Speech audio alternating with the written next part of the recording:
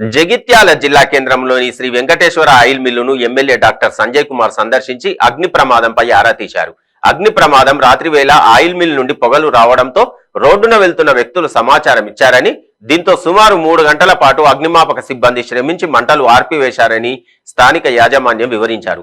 అయినప్పటికీ ఆయిల్ మిల్లులోని యంత్ర పరికరాలు కాలి బూడిద అయ్యాయని ఆయిల్ మిల్ యజమాని కొత్తమోహన్ వివరించారు.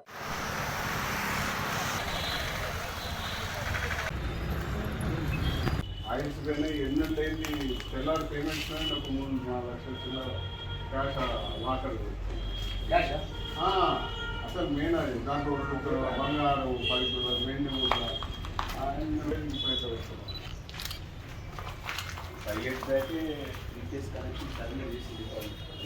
టోటల్ సరెండర్ ఎలా తీసుకుంటాను మొత్తానికి ఏంటంటే 100 అడుగులు గాడి చేసి యాక్టివిటీ 70